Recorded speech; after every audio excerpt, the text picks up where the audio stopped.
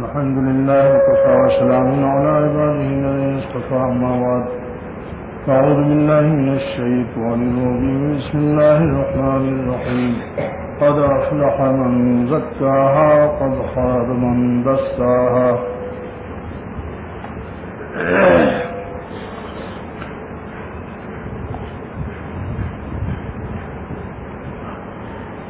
سبحانہ تعالیٰ نے ارشاد فرمایا کہ جس نے اپنے نفس کا تزکیہ کر لیا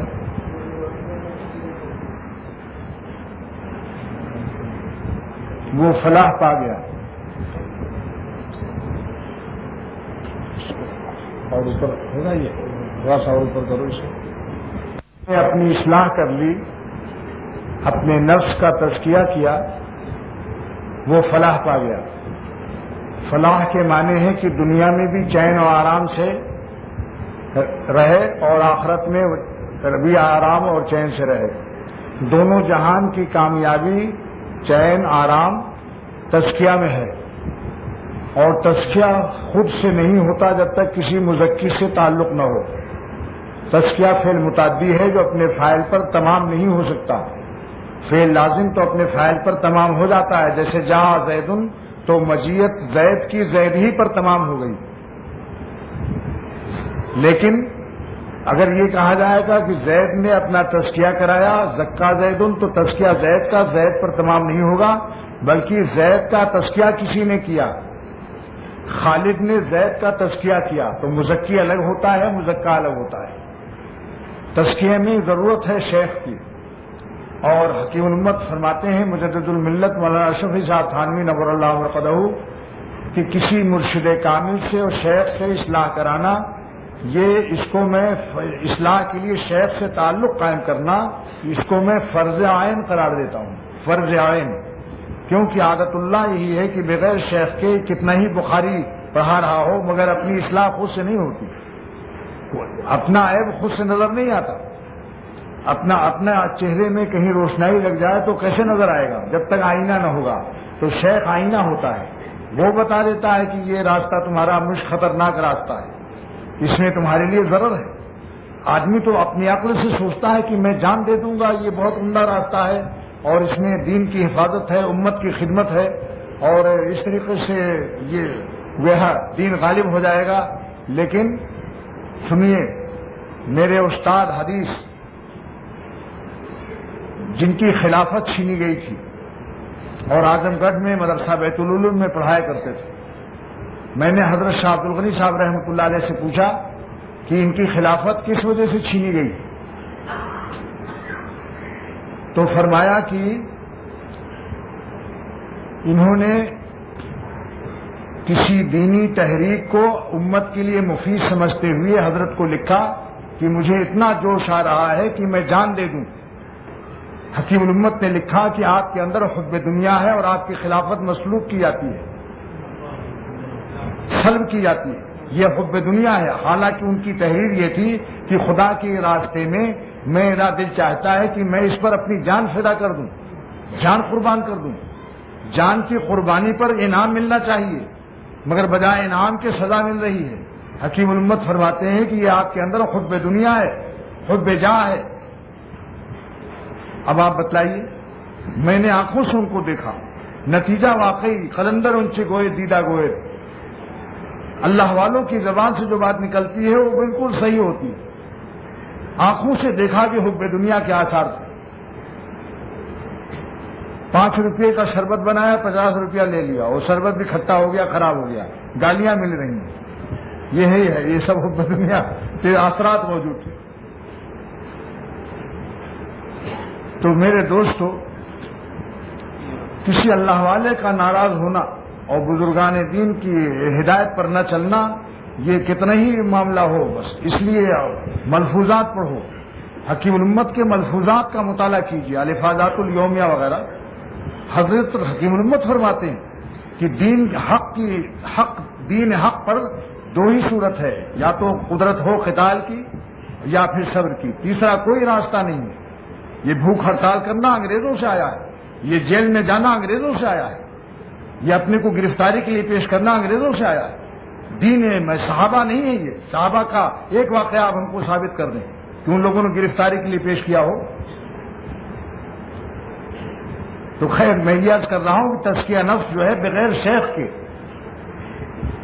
کچھ سمجھ میں نہیں آتا. شیخ بتاتا ہے کہ اس میں یہ بات ہے, اس کا ایکس رے کر لیتا ہے, تھرمامیٹر کر لیتا ہے, مریض تو ہی کہتا ہے صاحب ہم کو بخار نہیں ہے, لیکن جب حکیم تھرمامیٹر ڈاکٹر لگا لیتا ہے پتہ لگا لیتا ہے. اس لیے ایسا ہو سکتا ہے کہ ہم ایک چیز کو دین سمجھیں اور وہ دین غیر دین ہو. اکابر اگر انتقال کر گئے ہیں تو اکابر کے صحبت یافتہ لوگوں سے مشورہ کیا جائے, مشورہ لو اس کو. تزکیہ نفس اور اللہ تعالیٰ کی محبت اور خالص دینی خدمت جو مولانا گنگوہی اور مولانا قاسم نانوتوی اور مولانا اشرف علی صاحب تھانوی اس مسلک پر عمل کر کے دیکھو انشاءاللہ تعالیٰ. آج تبلیغی جماعت ہندوستان, پاکستان, بنگلہ دیش, ہندو حکومت ہندوستان کی ہے, مگر اس جماعت کو دین کی خدمت کے لیے کوئی رکاوٹ نہیں ہے. جہاں چاہتے ہیں جلسہ کر لیتے ہیں. اور ہندو حکومت حیران ہے کہ ایک پولیس بھی نہیں اور 10 لاکھ کا مجمع سمجھ رہا ہے. کوئی چوری, کوئی مارا پیٹی, کوئی کسی قسم کے جھگڑے فساد نہیں ہے. برطانیہ میں جب تبلیغی جماعت کا اجتماع ہوا تو انگریزوں نے آ کر دیکھا کہ یہاں تو کوئی پولیس نہیں ہے اور ایک 5 لاکھ کا مجموعہ ہے اور ایک پولیس بھی نہیں ہے. وہ حیران ہو گئے کہ اگر یہاں تو 20 انگریز کہیں اکٹھا ہو جائیں تو جوتے چل جاتے ہیں, یہ اتنی بڑی جماعت یہاں کوئی جوتے نہیں چل رہے ہیں, لڑائی جھگڑا نہیں ہو رہا. تربیت ان لوگوں نے اتنی محنت کی ہے اپنے ساتھیوں پر کہ ان کے قلب میں یہ بات آ گئی کہ سکون سے رہو, کسی کی کوئی چیز نہ چڑھاؤ, کسی کا شاندار گدے پر پیر رکھ دو, کچھ نہیں بولتے. شامیانہ لگا رہتا ہے, ان کے شاندار بڑے بڑے کروڑپتی کے گدے بچھے ہوئے ہیں, مگر آپ کوئی کسان دیہاتی پیر میں مٹی لگائے ہوئے اگر ان کے بستر پر پیر رکھ دے تو بتاؤ لڑائی ہوتی ہے؟ تبلیغی جماعت کے پنڈال میں نہیں ہوتی. ان کو سکھلایا گیا ہے کہ خدا کی راہ میں قربانی ہو. آج اس سے ساری دنیا میں کتنا دین پھیل رہا ہے. تو تصنیف ہے, تالیف ہے, اللہ کے بندوں پر محنت کرو. حضور صلی اللہ تعالی وسلم نے 13 سال تک دلوں پر محنت کی. کوئی جلسے جلوس نہیں ہوئے, دلوں پر محنت کی ہے. دلوں پر محنت کیجیے, لوگوں کو اللہ والا بنائیے. جب ساری قوم اللہ والی ہو جائے گی, مجبور ہوگی, حکومت ان کے بعد حکومت کے قائد سے بنتی ہے, ووٹ سے بنتی ہے. اگر صالحین کی تعداد زیادہ ہو جائے گی, آپ نے دلوں پر محنت کیا اور صالحین مثلا 10 کروڑ کی آبادی ہے, 6 کروڑ اللہ والے بن گئے, تو ووٹ کس کا زیادہ ہوگا؟ نیک لوگوں کا. اور نیک لوگ کس کو ووٹ دیں گے؟ نیک لوگوں کو. لہذا یہ طریقہ اختیار کرو جو تبلیغی جماعت سے سیکھو. تو بغیر شیخ کے اصلاح نہیں ہو سکتی, چاہے وہ 70 سال کا بڈھا ہو, چاہے محدث ہے کتنا ہی بڑا محدث ہو. ضرورت ہے مزکی کی. اس کے ساتھ ساتھ ایک بات یہ بھی عرض کرتا ہوں کہ اللہ کا راستہ آسان ہو جاتا ہے اللہ تعالیٰ کی محبت سے. اگر انجن نہ ہو, آپ موٹر کو کھیل رہے ہیں, کتنی دیر تک دھکیلیں گے؟ انجن میں پٹرول نہیں ہے, آپ نے 3-4 آدمیوں سے کہا بھائی دھکا دو, آپ دھکا دے کر کتنی دور لے جائیں گے؟ مشکل سے 1 میل کے بعد ہمت نہیں ہوگی کسی کو, سب پسینہ پسینہ ہو جائے گا. اور پٹرول ڈال دو تو یہاں سے ایئرپورٹ ابھی بھگا لے جاؤ, تو میلا بھگا لے جاؤ. تو ہمارے اللہ سبحانہ و تعالیٰ نے اور جملہ حق تعالیٰ کے عاشقوں نے یہی فیصلہ کیا ہے, والذین آمنوا اشد حبا للہ. اشد حبا للہ, محبت جو ہے اشد ہونی چاہیے. شدید اگر ہے کارخانے کی, فیکٹری کی, بال بچوں کی, جائز ہے, لیکن اللہ تعالیٰ کی اشد ہو. اگر 90 ڈگری محبت ہے اپنے کاروبار کی, بال بچوں کی, کوئی گناہ نہیں اس پر, لیکن اللہ تعالیٰ کی محبت 100 ڈگری ہو. 100 سے مراد تعین نہیں ہے, یعنی زیادہ ہو. اشد کے معنی یہ ہے. حضرت عمر رضی اللہ تعالیٰ عنہ کا جنگ خیبر کے فتوحات سے مسجد نبوی بھر گئی. آپ نے عرض کیا یا اللہ یہ نعمتیں, یہ آپ نے جنگ خیبر کی مال غنیمت ہے, سونا چاندی تمام بھر گیا مسجد نبوی, یا اللہ یہ آپ کی نعمت ہے, ہمیں اس کی محبت ہے, اور آپ کی نعمت ہے, ہم اس کا شکر ادا کرتے ہیں, لیکن اے خدا اپنی محبت کو اس محبت پر غالب فرما دیجیے. والذین آمنوا اشد حبا للہ. اسی شدید محبت کو اشد کرنے کے لیے اہل اللہ کی صحبت اٹھائی جاتی ہے اور اس قسم کے مجالس میں جایا جاتا ہے. یہ مجالس وہ ہیں کہ ڈاکٹر عبدالحی صاحب رحمۃ اللہ علیہ ایک شعر پڑھا کرتے تھے کہ آسماں برزمینے کی یک دو نفس بحر خدا بے نشینن، برزمینے کی یک دو نفس بحر خدا بے نشینن، جس زمین پر اللہ کے لیے کچھ بندے جمع ہو جائیں، جس زمین پر اللہ کے لیے کچھ بندے بیٹھ جاتے ہیں، تو آسماں برو رشک کند، آسمان اس زمین پر رشک کرتا ہے، فخر کرتا ہے، اس زمین پر آسمان رشک کرتا ہے کہ کیسے مبارک زمین کا یہ حصہ ہے جہاں اللہ کے لیے لوگ بیٹھے ہوئے ہیں۔ تو یہ سمجھ لو اللہ تعالیٰ اس وقت میں آسمان آپ پر رشک کرتا ہے۔ نمبر 2 انعام کیا ہے کہ اللہ تعالیٰ فرماتے ہیں میری محبت ان لوگوں کے لیے واجب ہو جاتی ہے جو آپس میں اللہ کے لیے بیٹھتے ہیں۔ بولو بھائی آپ لوگ کس لیے بیٹھے ہو؟ وجبت محبتی للمتحابین فیہ، حدیث قدسی ہے۔ حدیث قدسی کیا ہے؟ الذی یبینہ النبی بلفظہ وینسبہ الی ربہ۔ حدیث قدسی کی تعریف ملا علی قاری نے کی ہے کہ وہ الفاظ نبوت نبی بیان کر کے نسبت کر دے کہ اللہ تعالیٰ نے فرمایا ہے۔ الحدیث القدسی هو الکلام الذی یبینہ النبی بلفظہ وینسبہ الی ربہ، جس حدیث کو نبی اپنے الفاظ سے بیان کر کے یہ کہہ دے کہ خدا نے یہ فرمایا ہے۔ تو اللہ تعالیٰ فرماتے ہیں کہ میری محبت ان لوگوں کے لیے واجب ہو جاتی ہے جو ہماری محبت میں آپس میں بیٹھتے ہیں۔ آپ ہماری محبت میں آپس میں محبت کرتے ہیں۔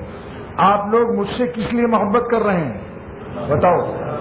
میرا آپ سے کیا رشتہ ہے؟ کیا کوئی میں آپ کا خون کا رشتہ دار ہوں؟ نسبی یا سحری؟ نسبوں و صحرا کوئی رشتہ ہے؟ زبان کا رشتہ ہے؟ تجارت کا رشتہ ہے؟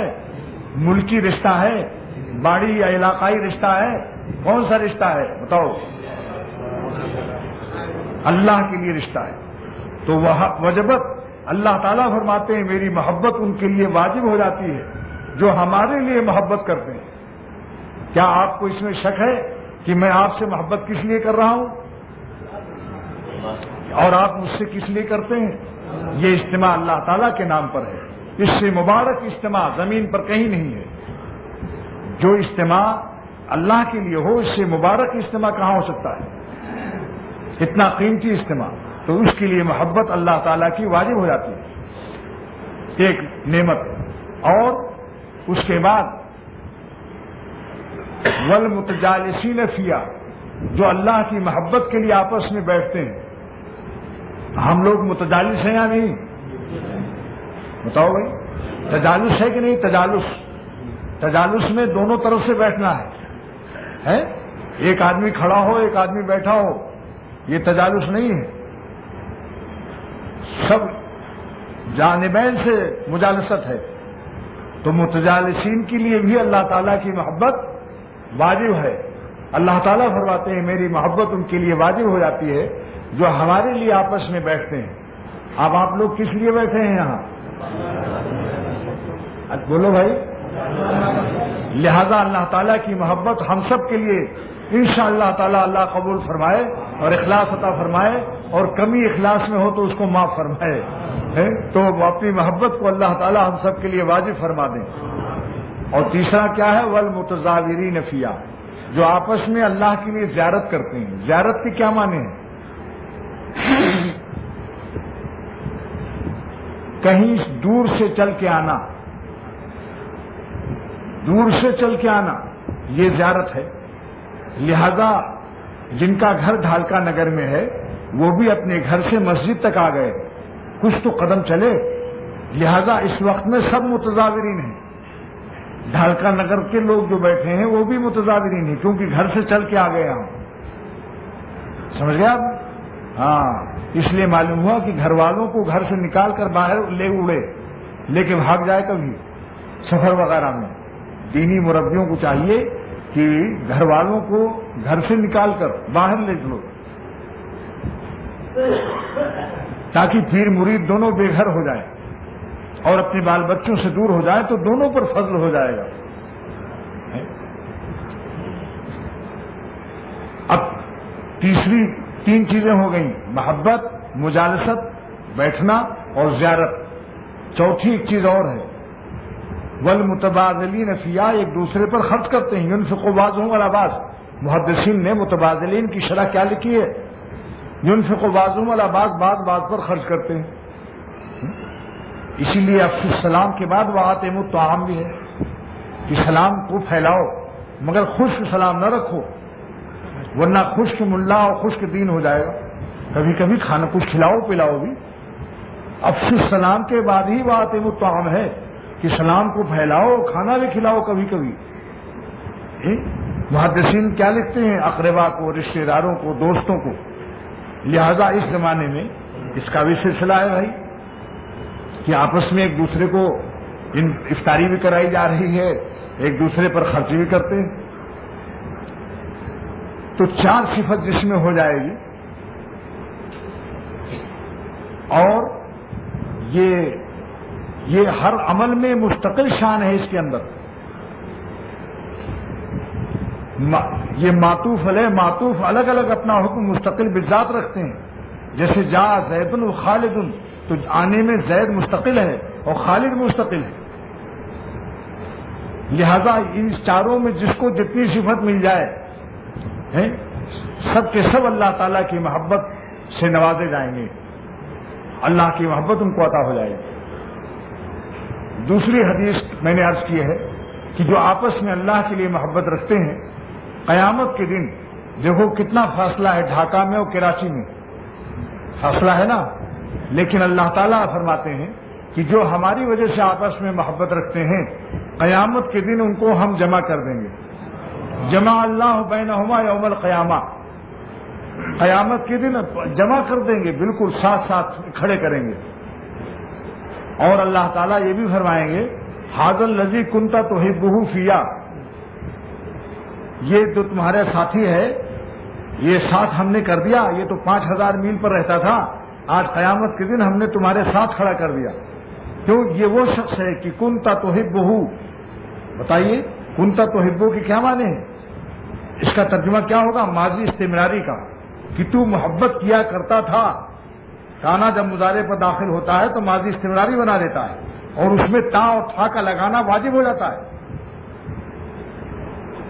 اس کے ترجمے میں تا اور تھا دونوں لگانا واجب ہو جاتا ہے۔ اگر تا نہ لگائے تو وہ ترجمہ صحیح نہیں ہوگا، اور تھا نہ لگائے تو بھی ترجمہ صحیح نہیں ہوگا۔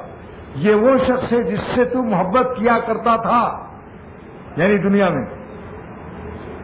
ملا علی قاری فرماتے ہیں کہ للمجاورۃ فی الجنہ، یہ جمع کرنا جنت میں بھی پڑوسی اللہ بنا دیں گے،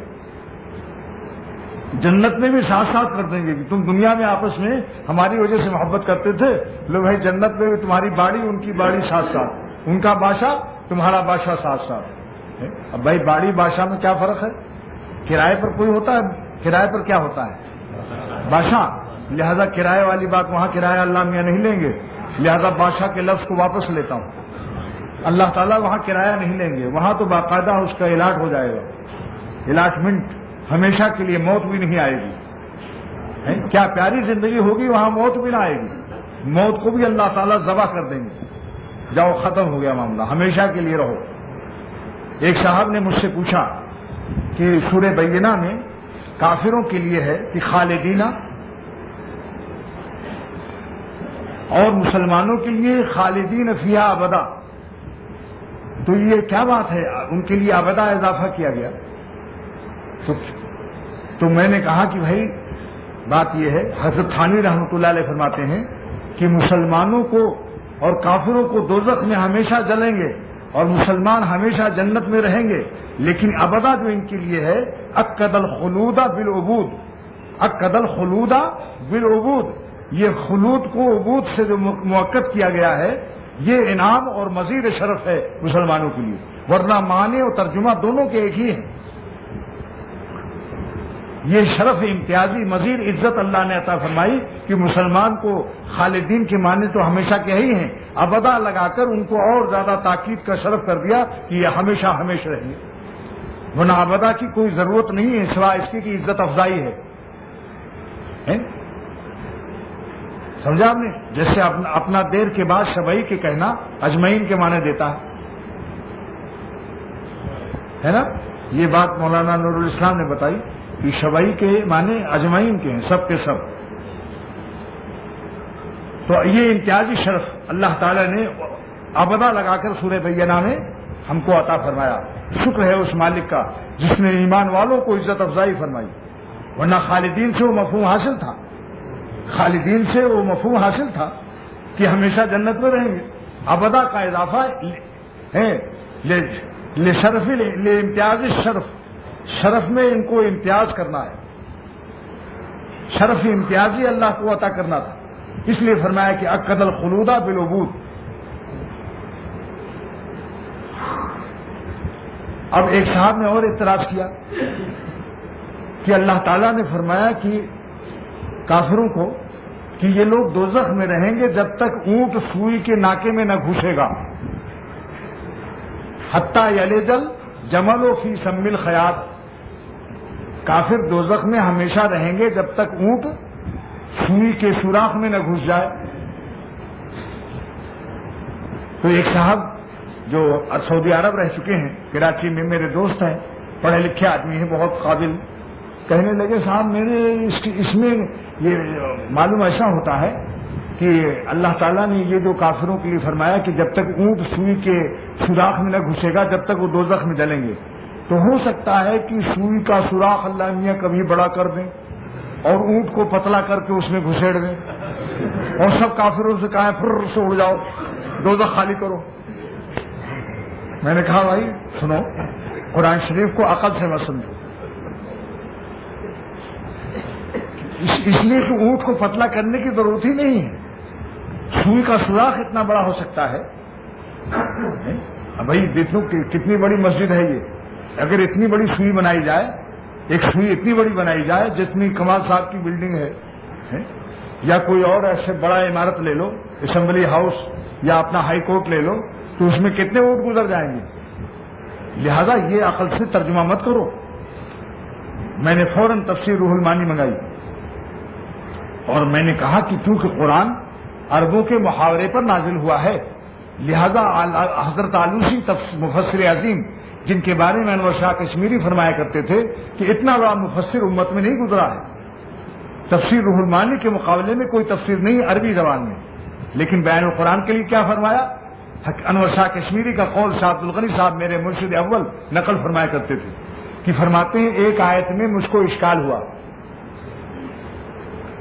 ایک آیت میں مجھ کو اشکال ہوا۔ کون کہہ رہا ہے یہ؟ علامہ انور شاہ کشمیری رحمۃ اللہ علیہ۔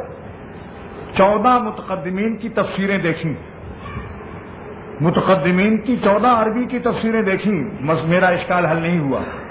پھر میں نے سوچا کہ چلو بھائی مولانا تھانوی نے بھی اردو میں ایک لکھا، معمولی کتاب سمجھ کر کہنے لگے اردو کی کتاب دیکھتے ہی نہیں تھے، انور شاہ کشمیری اردو کی کتاب دیکھتے ہی نہیں تھے، ان کو اپنی توہین اور وہ بے مزہ سا لگتا تھا، جو عربی کا ذائقہ ایسا مل گیا تھا کہ وہ اردو کی کوئی کتاب دیکھنے کی طاقت ہی نہیں رکھتے تھے۔ لیکن مجبور ہو کر اس دن انہوں نے کہا چلو بھائی مولانا تھانوی کی اردو کی تفسیر بیان القرآن دیکھ لیں کہ شاید اس میں کچھ مسئلہ حل ہو جائے۔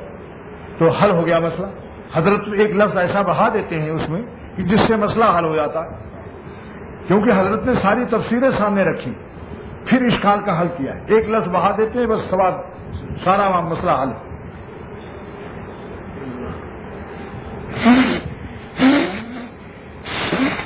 کہ میں تو سمجھتا تھا کہ بیان القرآن اردو دانوں کے لیے ہے، یہ اب انور شاہ کشمیری کو جوش آیا، فرماتے ہیں میں تو سمجھتا تھا بیان القرآن اردو دانوں کے لیے ہے، اب معلوم ہوا ہے علماء کے لیے ہے،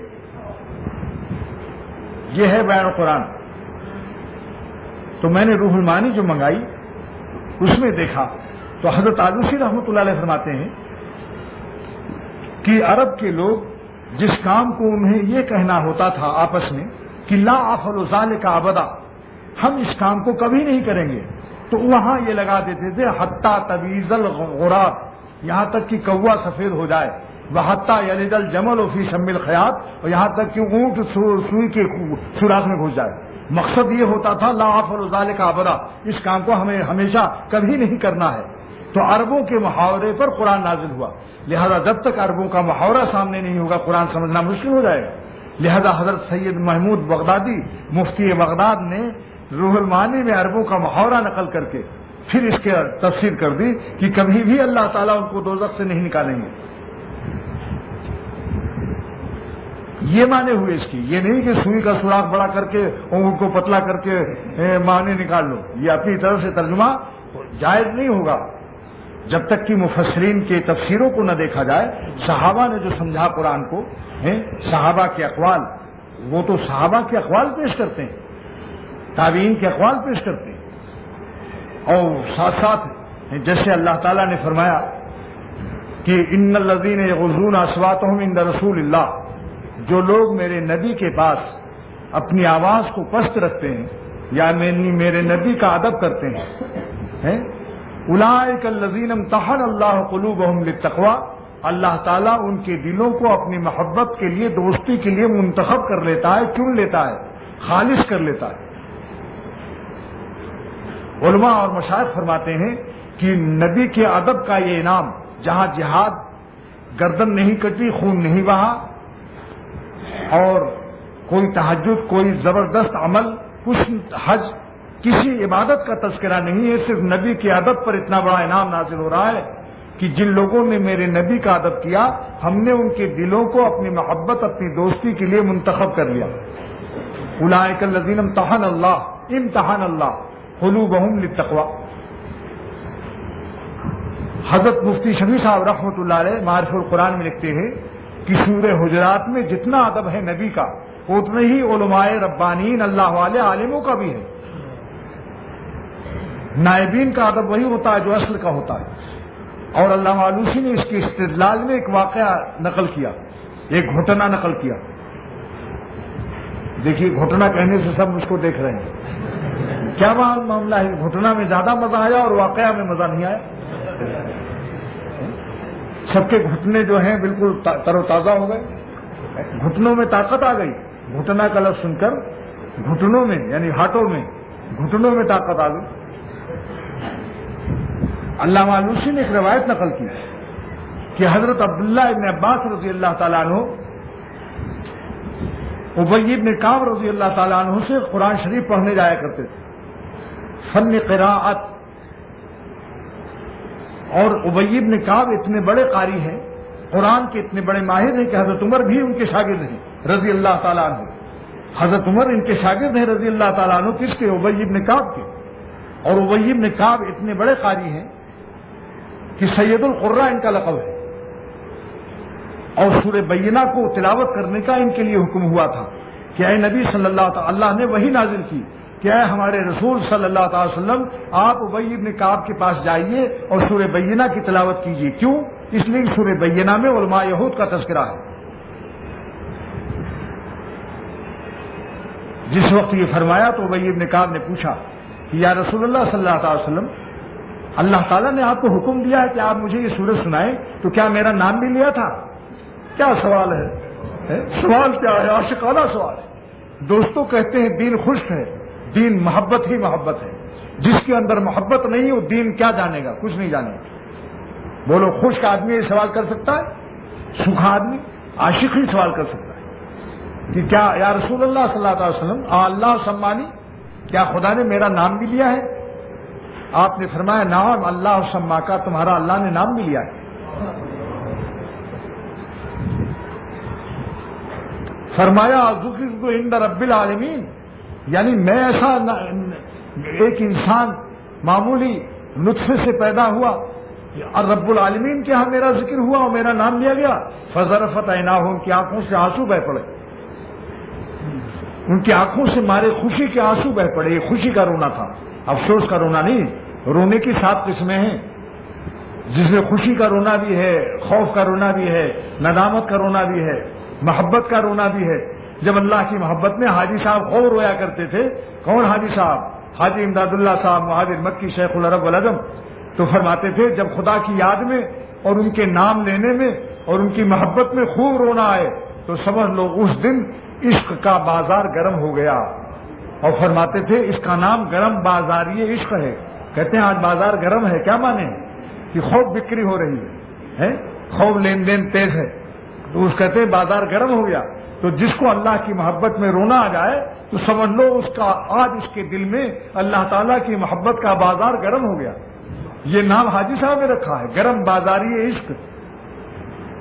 خدا کی یاد میں رونا آئے تو اس کا نام گرم بازاری عشق ہے. تو عبداللہ ابن عباس رضی اللہ تعالیٰ عنہ رویا جا کر ان سے قرآن شریف پڑھا کرتے تھے، قراءت پڑھتے تھے. دروازے پر بیٹھے ہوئے ہیں، ابی بن کعب اپنے اندر ہیں، دروازہ کھٹکھٹاتے نہیں ہیں، انتظار کر رہے ہیں. اب اپنے سو کے اطمینان سے وضو کر کے جو کچھ ہوا، اب دروازہ کھولا تو دیکھا بیٹھے ہوئے ہیں. کون؟ عبداللہ ابن عباس، نبی کے چچا کے بیٹے. ابی بن کعب کے دروازے بیٹھے ہوئے ہیں. فرمایا اے عبداللہ ابن عباس، تم میرے نبی کے چچا کے بیٹے ہو، مجھے تکلیف ہوتی ہے، تم دروازہ کھٹکھٹا دیا کرو کہ میں آ گیا ہوں تو میں جلدی نکل آیا کروں. عرض کیا ایسا نہیں ہو سکتا، خدا کے حکم کی نافرمانی میں نہیں کر سکتا. اللہ تعالیٰ نے سورہ حجرات میں فرمایا نبی کے لیے جو آداب وہی آداب آپ علماء ربانین کے لیے، لہذا میں ادب وہی کروں گا، دروازہ نہیں کھٹکھٹاؤں گا. ان الذین ینادونک من وراء الحجرات اکثرهم لا یعقلون. ہم بے عقلی کا کام نہیں کریں گے کہ دروازے سے باہر آپ کو پکارنے. ولو انہم صبروا حتی تخرج الیہم. میں اس صبر میں آنا چاہتا ہوں جس کی اللہ نے تعریف کی ہے کہ اگر یہ صبر کرتے، انتظار کرتے، لکان خیر لہم. میں اس خیر کو کیسے چھوڑ دوں؟ میں اس پر عمل کروں گا، میں اس پر عمل کروں گا. آپ اللہ کے دین کے عالم ہیں، نائب رسول ہیں، آپ کے لیے میں وہی ادب کروں گا جو سورہ حجرات میں حضور صلی اللہ علیہ وسلم کے لیے. علامہ آلوسی فرماتے ہیں قرأت هذه القصة في الصغر. میں نے اس قصے کو بچپن میں پڑھا، اس کے بعد میں نے تمام استادوں کے ساتھ یہی ادب کیا. یعنی اپنا قصہ کہتے ہیں میں نے بچپن میں یہ روایت پڑھی، میں نے ہمیشہ اپنے استادوں کا ایسی ادب کیا کہ دروازہ نہیں کھٹکھٹایا کہ نکلو استاد جی، اخرج ہے، پڑھائیے ہم کو نکل کر کے. کیا ادب ہے؟ تو میں عرض کرتا ہوں کہ بزرگوں کا ادب، اللہ والوں کا ادب آپ کو بعض وقت میں اس مقام پر پہنچائے گا کہ 100 برس کے تحدث سے اس مقام پر آپ نہیں پہنچیں گے. یہ قرآن کی دلیل پیش کر رہا ہوں. اللہ تعالیٰ فرماتے ہیں جن بندوں نے میرے نبی کا ادب کیا، آہستہ آہستہ بولے، زور زور نہیں بولے. ایسا آپس میں جیسے ہنستے ہیں، زور سے کرتے ہیں، شیخ کے سامنے اس طرح سے ہنسنا یا ایسی حرکتیں کرنا جو آپس میں کرتے ہیں جائز نہیں ہے، طریق کے آداب کے خلاف ہے.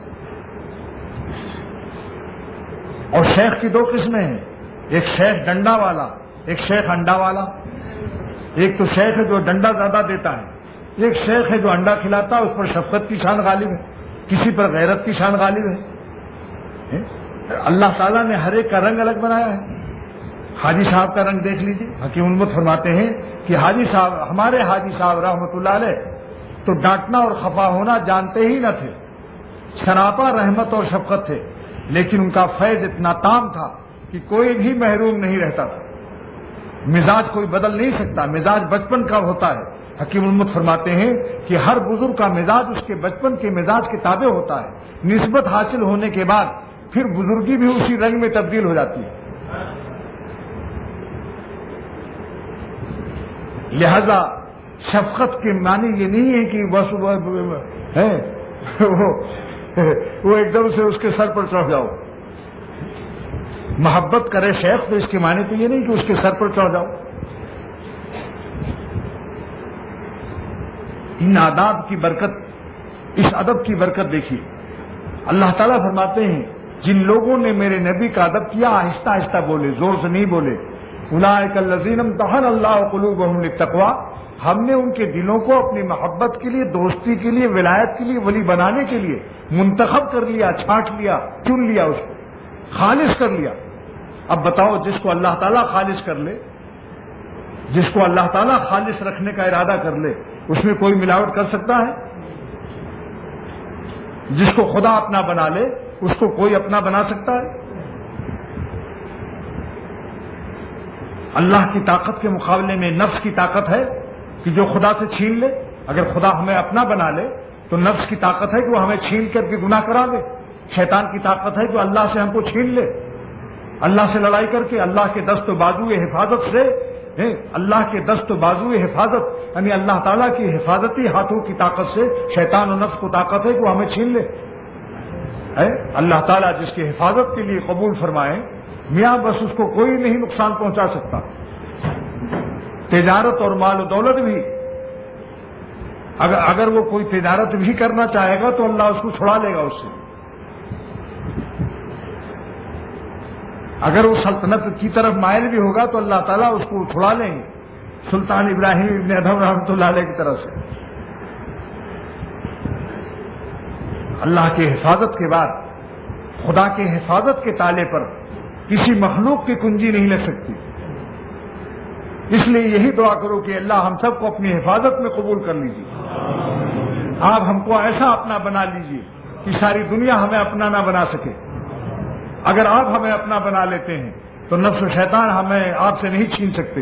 ابا کی گود سے، اور بھولو پہلوان ہے اور بیٹا ابا کی گود میں ہے، بھولو پہلوان جو سارے بنگلہ دیش میں تمام انسانوں سے طاقتور ہے۔ فرض کر لو ایک پہلوان ایسا ہے، چونکہ بھولو مشہور نام ہے اس لیے مثال دے رہا ہوں، اور کوئی پہلوان ہو تو ہمیں نام بتا دو، لیکن کسی کا نام سمجھنا مشکل ہے۔ یہی نام سنا ہے آپ لوگوں نے؟ اچھا چلو محمد علی قلعے کا نام، تاکہ یہ نہ ہو کہ صاحب وہ پاکستان کا ہے۔ اب میں ایک دوسرے ملک کا نام لیتا ہوں۔ محمد علی قلعے کا نام سنا ہے؟ سب سے بڑا باکسر ہے، طاقتور بھی ہے، اس کی گود میں اس کا بیٹا بیٹھا ہوا ہے۔ کیا کسی کی طاقت ہے کہ اس سے چھین لے کوئی؟ ایک گھونسا لگائے گا، جبڑا پھاڑ دے گا۔ جبڑا جانتے ہو کس کو کہتے ہیں؟ جس کو جبڑا کہتے ہیں، جبڑا یہ مسوڑوں کی طرف کے اس علاقے کو جبڑا کہتے ہیں۔ اب یہ قصہ بھی یاد آ گیا، ایک گھٹنا سنو۔ دو باکسنگ لڑ رہے تھے، دو باکسر اکھاڑے میں ایک دوسرے کو مار رہے تھے گھوسے سے، اسی کے نام تو ہے باکسنگ، کود کود کے مار رہے تھے ایک دوسرے کو۔ تو ایک صاحب کھڑے ہوئے تھے، مجمع لگا ہوا ہے تماشا دیکھنے والوں کا، تو ایک صاحب کہہ رہے ہیں کہ مار جبڑے پر، مارو جبڑے پر مارو، یعنی یہاں مارو، یہ اس کو جبڑا کہتے ہیں۔ تو ایک شخص نے پوچھا کہ کیا آپ کو اس فن کے ماہر ہیں آپ؟ یعنی جو باکسنگ کا فن جو ہے ہنر، کیا آپ کو اس کا کوئی تجربہ ہے؟ آپ نے کچھ سیکھا ہے جو آپ مشورہ دے رہے ہیں ان ماہرین کو؟ یہ تو خود بڑے اس فن کے استاد ہیں۔ تو اس نے کہا میں ماہر واہر نہیں ہوں، میری دانتوں کی دکان ہے، دانت بنانے کی۔ اگر یہ دونوں ایک دوسرے کے جبڑے پر ماریں گے، دانت ٹوٹ جائیں گے، تو ہمارا دانت کا کام ذرا کچھ پیسہ ہمارے ہی یہاں آئیں گے، کیونکہ سب سے قریب میری ہی دکان ہے۔ یہ قصہ مجھے یاد آ گیا۔ اس لیے جلدی کسی کے اخلاص پر یقین مت کرو، کسی کے مشورے پر جلدی یقین ایمان مت لاؤ۔ مشورہ کرو، ریسرچ کرو، تحقیق کرو کہ آیا اخلاص بھی ہے یا نہیں۔ اس کا اخلاص نہیں تھا، وہ فلوس پیسہ کے لیے مشورہ دے رہا تھا کہ جبڑا پر مارے گا، دانت ٹوٹیں گے، میرے یہاں بنانے آئیں گے۔ اور مشورہ دینے میں قیاس و اٹکل بھی کام مت کرو۔ اگر کسی کا گھر 1 میل پر ہے تو آدھا میل مت بتاؤ، جائز نہیں جھوٹ بولنا۔ اگر آدھے گھنٹے کا راستہ ہے 5 منٹ کا 10 منٹ کا مت کہو، اس میں تو بھی تو پکڑ ہوگی اللہ کے ہاں۔ اب یہ دیہاتوں میں جائیے، 5 میل گھر ہے، ارے صاحب وہ کیا نظر آ رہا؟ بالکل قریب ہے، ایک دم قریب ہے، اور 5 میل تک گھسیٹے لیے چلے جا رہے۔ یہ سب چیزیں شریعت میں سب جائز نہیں۔ جو صحیح بات ہو وہ بتلاؤ، صحیح بات بتلانی چاہیے۔ ابھی پرشا میں سب کا ہولیا ٹائٹ ہو گیا ہے، پرشا میں گاؤں والوں نے ہی کیا، سب بالکل قریب ہے، اور جناب 5 میل 6 میل، اور سڑک کیا ہے، بیل گاڑی کی سڑکوں پر موٹر چلوا دی۔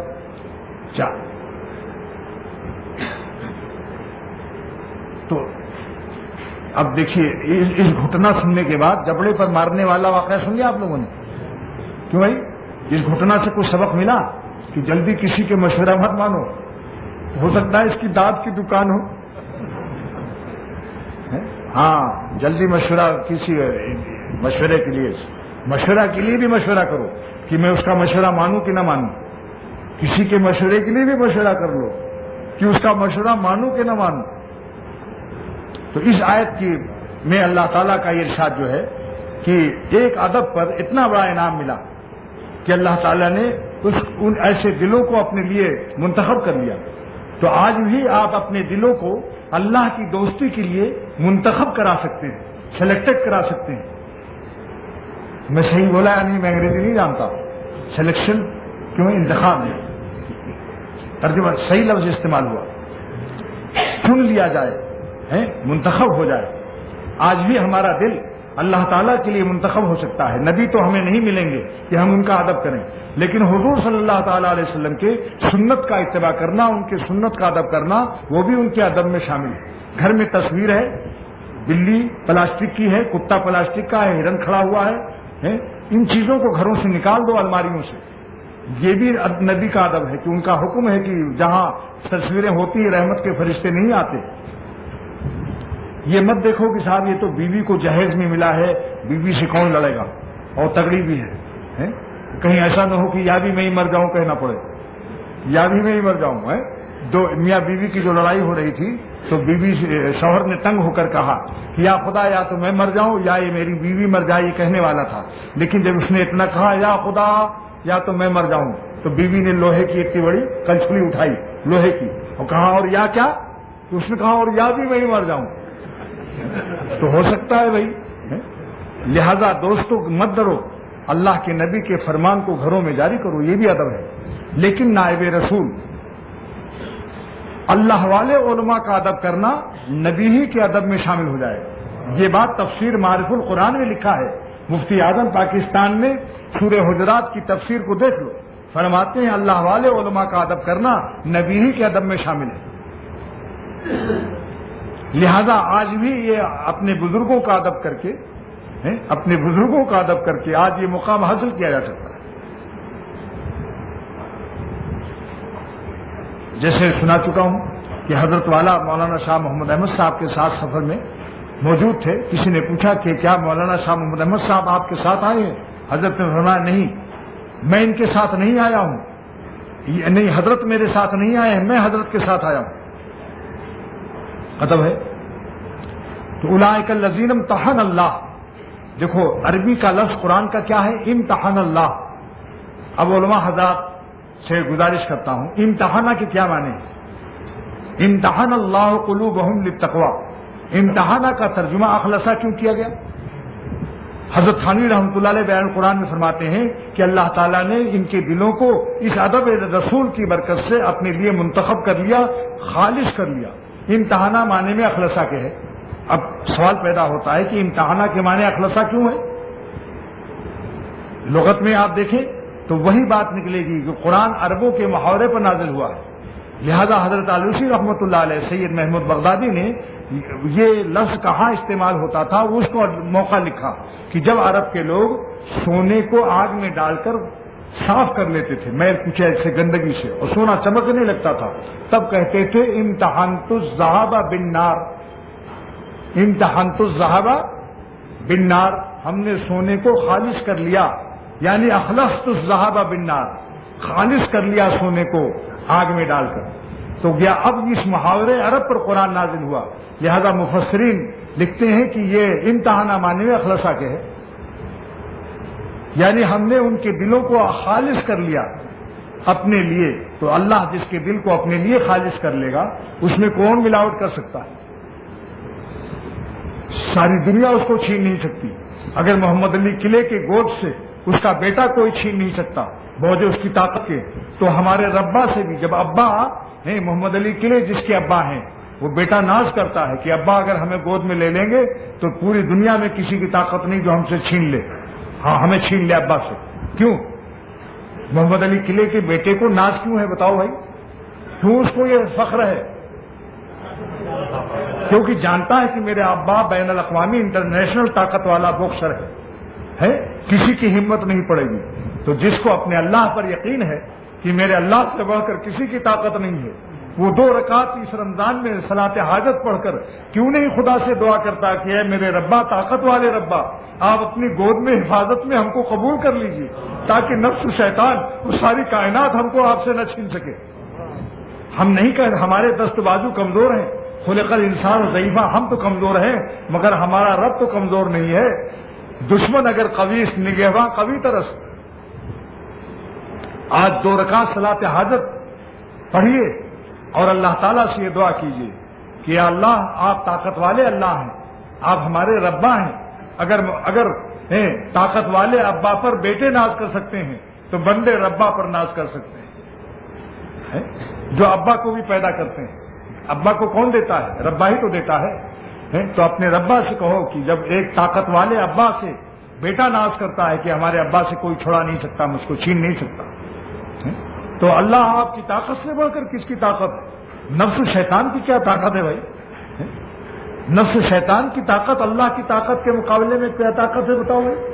تو یہ دعا کرو خدا سے کہ اے خدا ہم کو اپنی طاقت میں، اپنی حفاظت میں قبول کر لیجیے اور نفس شیطان سے چھڑا لیجیے اور اپنی رحمت اور حفاظت کی گود میں رکھ لیجیے، پھر اس کے بعد ہمیں کوئی فکر نہیں۔ اس مضمون کو مولانا رومی اس شعر سے پیش کرتے ہیں کہ گر ہزاراں دام باشد بر قدم، اگر ہمارے ہر قدم پر ہزاروں گناہوں کے جال ہیں۔ دیکھو مچھلی جال میں پھنستی کہ نہیں، یہ شیطان گناہوں کے جال، سینما، VCR، ٹی وی، بے پردہ عورتیں اور سود اور حرام چیزیں ہر طرف ہیں، حسین بھی بکھرے ہوئے ہیں۔ صوفی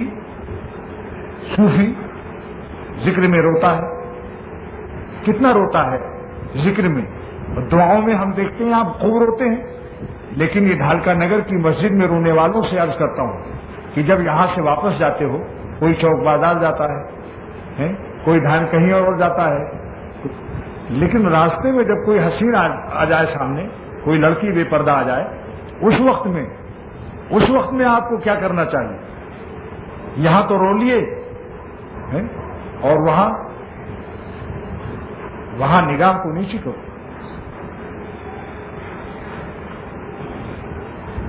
یہ ذکر کی طاقت کو وہاں استعمال کرو۔ ایک آدمی بادام کھاتا ہے، بادام کون سا؟ کابلی، یہ بنگلہ دیش کا مونگ پھلی نہیں، وہ بادام جو کابل سے آتا ہے، اور دودھ پیتا ہے اور مرغی کا سوپ پیتا ہے، ڈیم بھی یعنی انڈے خوب کھاتا ہے۔ لیکن جب پہلوان، اس کا ابا نے کہا بیٹا اتنا کھلایا پلایا اب تو تم تگڑے ہو گئے، ایک پہلوان سے چلو مقابلہ تو کرو۔ تو اس نے کہا ابا انڈا کھلاؤ، مچھلی کھلاؤ، سوپ پلاؤ، پہلوانوں سے مقابلہ میں نہیں کرتا ہوں، کشتی میں نہیں لڑوں گا، کبھی نہیں لڑوں گا، بس کھلا کر مجھ کو سانڈ کرو، مشٹنڈا بناؤ، انڈا کھلا کر مشٹنڈا بناؤ، لیکن میں مقابلہ نہیں کروں گا، لڑوں گا نہیں کسی پہلوان سے۔ ابا نے کہا بیٹا میں نے تو اسی لیے تم کو پہلوان بنایا کہ تمہاری جیت جانے سے میری عزت بنگلہ دیش کے اخباروں میں، انقلاب میں، اتفاق میں آئے گا کہ فلانا کا بیٹا آج پہلے دودھ پی لو اور چنے کھا لو۔ بولو کہے گا نہیں یہ بات؟ حضرت ڈاکٹر عبدالحی صاحب رحمۃ اللہ علیہ فرماتے ہیں کہ اشراق تہجد ذکر سے جو روحانی طاقت پیدا ہوئی، اللہ کے ذکر سے جو روح میں طاقت آئی ہے، اس کا استعمال لڑائی میں، کشتی میں کر دکھاؤ۔ اللہ تعالیٰ کو یہ منظور ہے، فثبتوا، ثابت قدم رہو، اذا لقیتم فئۃ، جب جہاد ہو رہا ہو تو تم وہاں ہمت سے ڈٹے رہو، فثبتوا واذکروا اللہ ذکرا کثیرا، اور اللہ کو کثرت سے یاد کرو۔ تو اللہ تعالیٰ کے ذکر کی کثرت سے مقصد کیا ہے؟ فثبتوا ہے، دین پر قائم رہو، نگاہ نیچی کر لو، تقویٰ سے رہو، مت دیکھو ادھر جہاں دیکھنا حرام ہے، وہاں طاقت دکھاؤ۔ آپ نے جو ذکر سے روحانی طاقت بنائی ہے، مسجد میں اشراق پڑھی ہے، اللہ اللہ کیا ہے، لا الہ الا اللہ کی ضربیں لگائی ہیں، یہ روحانی طاقت بناتی ہے۔ اللہ کے نام سے آپ نے روحانی طاقت بنا لیا۔ اب جب مقابلہ آئے گا، سڑکوں پر اکھاڑے ہیں، جگہ جگہ کشتی لڑنے کا موقع ہے نفس و شیطان سے، تو وہاں اس طاقت کو استعمال کرو۔ تب آپ نے صحیح حق ادا کیا ذکر کا، طاقت بنا کے روح میں، اور وہاں جب موقع آیا، عورتیں سامنے آ گئی، رکشہ جا رہا ہے یا موٹر، وہاں دیکھ بھی لیا، وہاں اشراق اور رونا سب بھول گئے، طاقت کو استعمال نہیں کیا اس نے۔ یہ وہ پہلوان ہے جو بادام کھائے اور دودھ پیے اور ورزش کے بدن بنا رہا ہے، مگر کشتی لڑنے کے لیے تیار نہیں۔ آپ اس کو کیا کہیں گے؟ ہجڑا ہے، ہجڑا، بزدل ہے، بزدل۔ آپ تعریف کریں گے ایسے پہلوان کی، یا وہ کیا کہیں گے؟ آپ اس کا کھلانا پلانا بھی گیا بیکار ہے۔ تو جو شخص روحانی طاقت کو نفس شیطان کے مقابلے میں سڑکوں پر، سینما گاہوں پر، جہاں عورتیں بے پردہ ہوں، بھابھی سامنے آ گئی ہے، وہاں بس نگاہ نیچی کرو، جن سے پردہ ہے شرعی پردہ کرو، نگاہ نیچی کر کے بات کرو۔ بھابھی لا کہے کہ کیا ہو گیا آج تم کو؟ پہلے تو خوب ہنسی مذاق کرتے تھے، یہ کہاں سے آ گئے؟ ڈھالکا نگر سے کوئی خانقاہ کسی ملا کا ضائع پڑ گیا؟ کس پیر نے تم کو یہ ملا بنا دیا؟ ان سے کہو نہیں، اللہ تعالیٰ کے حکم یہی ہے۔ تو روحانی طاقت کو استعمال کیا جائے جہاں موقع ہو۔ اگر گناہ سے کوئی نہیں بچتا، اس شخص نے اللہ کے ذکر کا حق ادا نہیں کیا۔ جو شخص گناہ سے نہیں بچتا ذکر خوب کرتا ہے، وہ شخص اللہ کی یاد سے جو طاقت ہوئی ہے اس کو استعمال نہیں کرتا۔ روحانی طاقت کا استعمال کا موقع نفس و شیطان کا مقابلہ ہے، لیکن اگر مقابلے میں آپ چت ہو گئے، نفس کے ساتھ دے دیا، ہار گئے، تب پھر جیتنے کے لیے ایک دعا سن لیجئے، بخاری شریف کی دعا ہے، بخاری شریف کی دعا ہے، جو بعضوں نے مجھ سے سوال کیا ہے کہ گناہ سے بچنے کے لیے کوئی دعا بتا دیجیے، تو ایک دعا سن لیجئے، اللہم الہمنی رشدی، اللہم الہمنی رشدی، پھر پڑھو بھائی، اللہم الہمنی رشدی، اللہم الہمنی رشدی وَأَعِذْنِي مِنْ شَرِّ نَفْسِي، حمزہ زبر آ، عین لال زیر، عز، نون یہ زیر نی، اعذنی، وَأَعِذْنِي مِنْ شَرِّ نَفْسِي، وَأَعِذْنِي مِنْ شَرِّ نَفْسِي، وَأَعِذْنِي مِنْ شَرِّ نَفْسِي، اللہم الہمنی رشدی وَأَعِذْنِی مِنْ شَرِّ نَفْسِی۔ یہ دعا بخاری شریف میں موجود ہے۔ کیا ترجمہ ہوا اس کا ترجمہ سن لیجیے۔ اے اللہ، جن باتوں سے آپ خوش ہوتے ہیں، جن باتوں سے آپ خوش ہوتے ہیں وہ ہمارے دل میں ڈال دیجیے، ہدایت کے راستوں کو ہمارے دل میں ڈال دیجیے۔ رشد مانے ہدایت، ہدایت مانے اللہ کی رضا کا راستہ۔ اے اللہ، جن باتوں سے آپ خوش ہوتے ہیں ہدایت کی راہوں کو میرے دل میں ڈال دیجیے، الہام کر دیجیے۔ وَأَعِذْنِی مِنْ شَرِّ نَفْسِی، لیکن نفس کے شر سے بھی بچائیے۔ کبھی آدمی جانتا بھی ہے کہ عورت کو دیکھنا گناہ ہے، کیوں صاحب جانتا ہے کہ نہیں؟ بولو، جانتا ہے کہ لڑکوں کو جن کی داڑھی موچھ نہیں ہے ان کو بری نظر سے دیکھنا حرام ہے، لیکن جانتا بھی ہے لیکن مانتا نہیں۔ یہ نفس کی شرارت ہے یا نہیں؟ لہذا نفس کی شرارت سے پناہ اللہ سے مانگو۔ وَأَعِذْنِی مِنْ شَرِّ نَفْسِی، اور مجھ کو میرے نفس کے شر سے بچائیے۔ یعنی اب جو علم دیا آپ نے اس پر عمل نصیب فرمائیے، نفس کے شر سے بچنے کی دعا کیجیے انشاءاللہ تعالیٰ۔ ایک تو یہ دعا کر لیں، دوسرے ہر نماز کے بعد لا حول ولا قوت الا باللہ 7 مرتبہ پڑھ لیں، لا حول ولا قوت الا باللہ۔ تو حدیث میں وعدہ ہے کہ اس سے توفیق عطا ہوتی ہے نیک کام کرنے کی اور برے کام سے بچنے کی۔ خزانہ توفیق کا دان ہوتا ہے اللہ کی طرف سے، لہذا 7 مرتبہ ہر نماز کے بعد لا حول ولا قوت الا باللہ پڑھ کر اللہ تعالیٰ سے دعا کر لیجیے کہ اے خدا اس کی برکت سے نیک کام کرنے کی توفیق اور برے کام سے بچنے کی توفیق کا خزانہ بخشش کر دیجیے۔ 2 عمل ہو گیا، 2 عمل ہو گیا گناہ سے بچنے کا۔ اور تیسرا، تھوڑی دیر بیٹھ کر موت کا مراقبہ کیجیے کہ مر گیا ہوں، جنازہ کفن میں لپیٹا جا رہا ہے اور قبر میں اتارا جا رہا ہوں اور لوگ مٹی ڈال رہے ہیں، کئی من مٹی ڈال کر سب چلے گئے، رات کو اکیلے پڑے ہیں۔ اللہ تعالیٰ پوچھ رہے ہیں کہ عورتوں کو کیوں دیکھتے؟ اب ان آنکھوں کا تماشا دیکھو کیا ہو رہا ہے۔ بہت سی کیڑے آنکھوں کو نکال کر لے کے کھیل کر رہے ہیں، اس کی کرکٹ ہو رہی ہے۔ قبروں میں ہماری آنکھوں کا کرکٹ ہوگا، میچ ہوگا، کیڑے لے کے بھاگ رہے ہیں، یہ گالوں کو نکال کر کے بھاگ رہے ہیں وہ سب۔ اس لیے کہتا ہوں کہ ان گالوں پر کیڑے کا حملہ ہونے والا ہے، جلدی سے سنت کا اس باغ لگا کر اللہ سے انعام لے لو۔ یہ گال سلامت رہنے والے نہیں ہیں، مرنے کے بعد جوان سے جوان آدمی دفن ہونے کے بعد اس کا گال سلامت رہے گا؟ کیڑے کھائیں گے، بال لے کر ادھر بھاگ رہے ہیں۔ قبروں میں عجیب تماشا ہوتا ہے، 3 دن کے بعد جاڑے میں اور 24 گھنٹے کے بعد گرمیوں میں. مظاہر حق نے مشکات کی شرح میں لکھا ہے کہ 3 دن کے بعد جاڑے میں اور 24 گھنٹے کے بعد گرمی میں قبر کھود کے دیکھ لو. قبروں میں باقاعدہ کرکٹ ہوتی ہے. وہ سارے کیڑے جو ہیں آنکھوں کو لے کر دوڑتے ہیں. پورب سے پچھم، اتر سے دکن یہ آنکھ لے کے بھاگ رہا ہے. کوئی بال لے کے بھاگ رہا ہے، کوئی گال لے کر بھاگ رہا ہے، کوئی ہونٹ لے کے بھاگ رہا ہے. یہ تماشا ہونے والا ہے.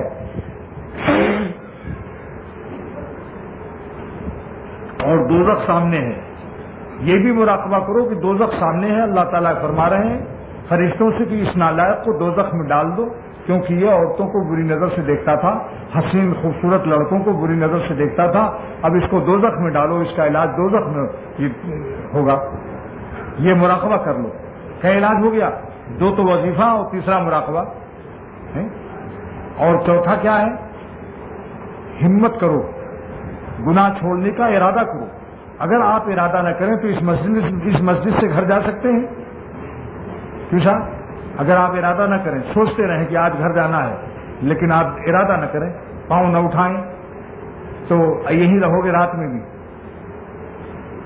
لہذا گناہ چھوڑنے کا ارادہ کرو، ہمت کرو. یہ کمالات اشرفیہ میں لکھا ہوا ہے حکیم الامت کے الفاظ میں کہ گناہ چھوڑنے کا 3 جز. خود ہمت کرو، یہ نمبر 4 ہے اس لحاظ سے جو سیریل نمبر ترتیب سے اختر بیان کر رہا ہے. خود ہمت کرو کہ آج سے بھابھی کو نہیں دیکھیں گے. خود ہمت کرو کہ کسی عورت کو آج سے نہیں دیکھیں گے، چاہے کتنی خوبصورت ہو. دیکھنے سے ملے گی بھی نہیں، بےوقوفی کا گناہ ہے. اور آنکھوں کو اللہ کو ناراض نہیں کریں گے. اور جب آنکھ سے نہ دیکھو، رکشہ آگے بڑھ جائے تو اللہ تعالیٰ سے سودا کر لو، بزنس کر لو کہ اے خدا آپ کا حکم تھا، میں نے اسے آپ کی دی ہوئی توفیق سے مان لیا. آپ نے وعدہ کیا ہے کہ جو نگاہ بچائے گا ہم اس کو ایمان کی مٹھاس، اپنی محبت کا درد عطا کریں گے. لہذا آپ اپنی محبت کا درد ہمارے سینے کو عطا کر دیجیے. آپ کی دی ہوئی توفیق سے ہم نے عمل کر لیا. اب اللہ میاں آپ سے ہم بشارت نبی کی اپنے حق میں مانگتے ہیں. آپ سے دعا کر لیا کہ آپ کا وعدہ ہے کہ جو آنکھ بچائے گا اس کو ایمان کی مٹھاس ملے گی، یعنی اللہ کی محبت کا درد جو اولیاء اللہ کو عطا ہوتا ہے وہ عطا ہو جائے گا. نمبر 2، یہ اس 4 نمبر سے چوتھے نمبر کی میں 3 نمبر ہیں. خود ہمت کرو، اللہ تعالیٰ سے ہمت کی بخشش بھیک مانگو کہ اللہ گناہوں کو چھوڑنے کی ہمت دے دے. نمبر 3، خاصان خدا سے ہمت کی دعا کراؤ. اپنے مرشد کو لکھو کہ آپ دعا کیجئے گناہ چھوڑنے کی ہمیں ہمت ہو جائے. 3 کام کر لو انشاءاللہ تعالی. دیکھو کیسے غیر سے ہوتا ہے. 4 ہو گیا نا، 4 نمبر ہو گیا. 5واں نمبر یہ ہے کہ روزانہ 2 رکعت صلاۃ حاجت پڑھو. پہلے 2 رکعت صلاۃ توبہ پڑھیے اور اللہ سے بالغ ہونے سے لے کر خدا سے کہو جب سے 15 سال کا ہوا ہوں. 15 سال سے بالغ ہوتا ہے آدمی اور اسی وقت سے پکڑ شروع ہوتی ہے. نابالغ کا تو کوئی سوال جواب نہیں. اللہ سے کہو یا اللہ جب سے بالغ ہوا ہوں اس وقت سے لے کر میرے آنکھوں کے، کانوں کے، جسم کے، دل کے، ظاہر کے، باطن کے تمام گناہوں کو معاف کر دیجیے. اور مخلوق کے حقوق میں جو کوتاہی ہوئی ہو، کسی کی غیبت کی ہو، کسی کو ستایا ہو، کسی کی غیبت کی ہو، کسی کو ستایا ہو، تو آپ میرا صبح شام کا تینوں قل، صبح شام کا تینوں قل جو ہم پڑھتے ہیں اس کو قبول کر کے اس کا ثواب ان لوگوں کو دے دیجئے جن کی ہم نے کوئی غیبت کی ہو، ستایا ہو، کچھ نقصان پہنچایا ہو. تو آپ قیامت کے دن ان کے نام اعمال میں ثواب لکھ دیجئے اور ہمیں ان لوگوں سے ان لوگوں کو راضی اور خوش کر دیجئے. کیونکہ اب کہاں تک یاد کریں گے آپ؟ آج سے 50 سال پہلے کسی کی غیبت کی تھی یاد ہے؟ لہذا یہ عمل شروع کر دیں. تو مرقات میں ملا علی قاری نے لکھا ہے کہ جب اللہ تعالیٰ ارادہ کر لیں گے آپ کو بخشنے کا، اذا رضی اللہ عن عبدہ، جب اللہ اپنے بندے سے خوش ہو جاتا ہے. اذا رضی اللہ عن عبدہ، جب اللہ اپنے بندے سے خوش ہو جاتا ہے تو ارضا خصومہ، اللہ اس کے فریقوں کو جن کو ستایا ہے، مظلومین کو، ارضا خصومہ، ان کے خصوم کو یعنی اہل فریق کو راضی کر دے گا. وَرَدَّ اللَّهُ مَظَالِمَهُ، اور اللہ تعالیٰ اس کو خود ادا کر دے گا ان کے ظلم کو.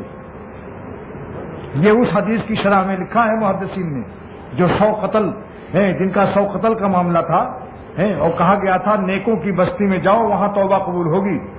دیکھا آپ نے صالحین کا اور اولیاء اللہ کا مقام، کہ اللہ والے جس زمین پر رہتے ہیں اس مٹی کو اللہ یہ عزت دے رہا ہے کہ 100 قتل تمہارے معاف ہوں گے بشرطے کہ تم اللہ والوں کی بستی میں چلے جاؤ، اس زمین پر توبہ کرو جہاں ہمارے اللہ والے رہتے ہیں، جہاں خدا کے خاص بندے رہتے ہیں. اس مٹی کو یہ عزت اللہ نے دی. بخاری کی حدیث ہے، یہ بخاری شریف کی حدیث ہے.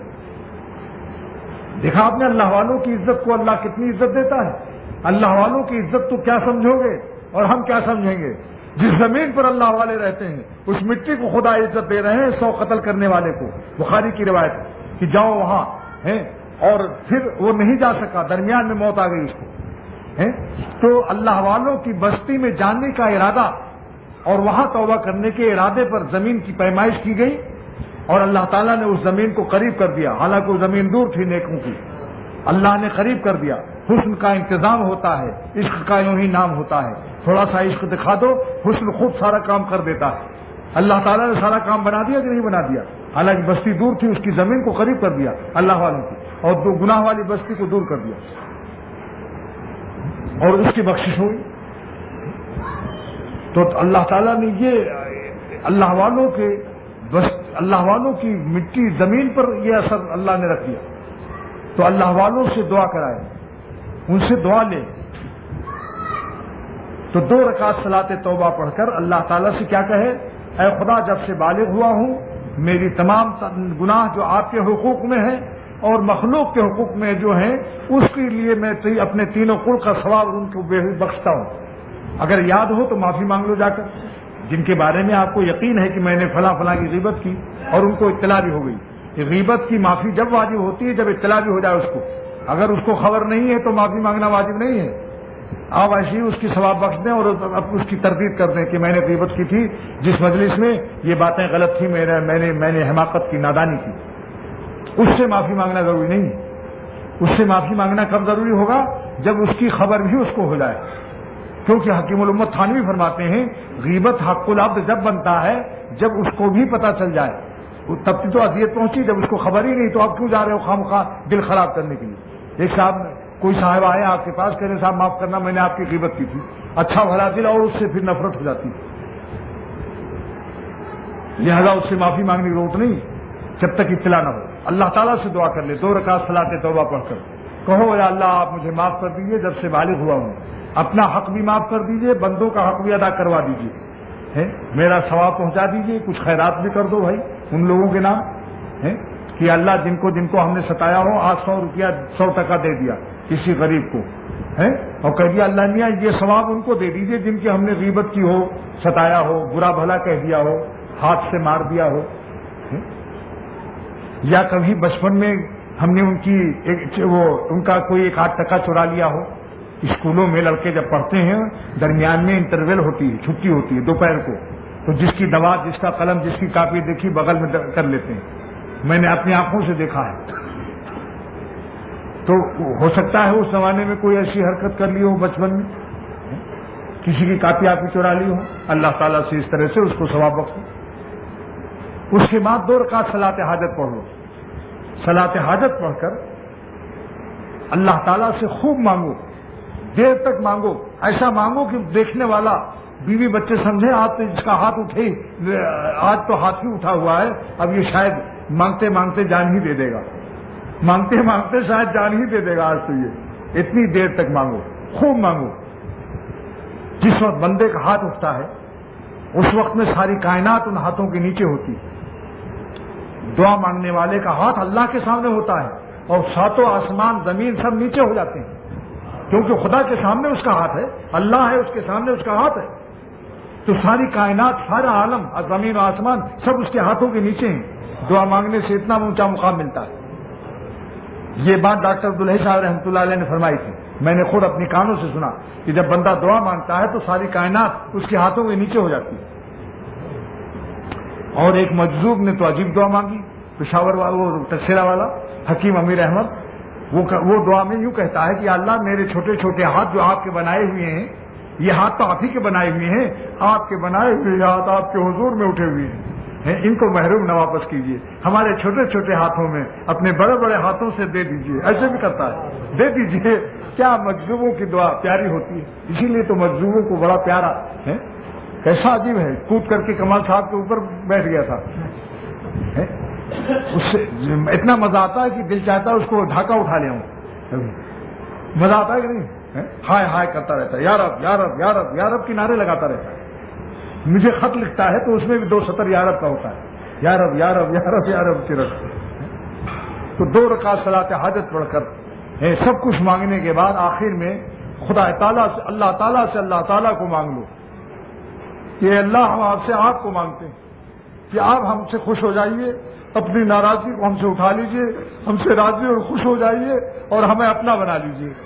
انشاءاللہ تعالیٰ جب آپ مانگیں گے اور یہ کہ نفس و شیطان 2 گنڈے ہم کو ستا رہے ہیں، یہ کہو اللہ سے کہ نفس و شیطان 2 گنڈے ہم کو دبوچ لیتے ہیں اور ہمیں آپ کے قرب سے کھینچ کر گناہوں میں لے جاتے ہیں، آپ سے دور کرتے ہیں۔ اے خدا، اگر کوئی بیٹا اپنے باپ سے درخواست کرے کہ ابا 2 گنڈے ہم کو پکڑے ہوئے ہیں جو آپ کے پاس ہم کو نہیں آنے دیتے، خط بھی لکھ دے اگر، تو باپ اپنی پوری طاقت کو خرچ کر دیتا ہے۔ تو کیا وجہ ہے کہ آپ ربا ہیں ہمارے، آپ کی رحمت کیا ابا سے کم ہے؟ لہذا آپ اپنی رحمت سے ان دونوں گنڈوں سے ہم کو چھڑا کر اپنا بنا لیجیے، ان کے گنڈوں کے پنجوں سے نکال کر، نفس و شیطان کی غلامی سے نکال کر ہمیں 100% اپنی فرما برداری کے لیے قبول فرما لیجیے۔ دیکھیے اللہ تعالیٰ، آپ چند دن اس پر میری گزارشات پر عمل کر کے تو دیکھو، 100 برس کا کوڑ بھی ہوگا انشاءاللہ بدنگاہی کا یا عشق مجازی کا، غیر اللہ سے محبت کرنے کا، 100 برس کا ناسور بھی ہوگا انشاءاللہ۔ دیکھنا اللہ تعالیٰ کس طرح مدد بھیجتے ہیں۔ آپ کو حیرت ہوگی کہ ہائے میرا ایسا پاپی دل، یہ اللہ والا دل کیسے بنا جا رہا ہے۔ وہی آپ کی دعا قبول ہو جائے گی انشاءاللہ، اور اللہ تعالیٰ چھڑا لیں گے آپ کو نفس و شیطان دونوں گنڈوں سے۔ یہ بڑے ظالم ہیں، یہ سخت دشمن ہے یہ۔ بس بھائی دعا کیجیے۔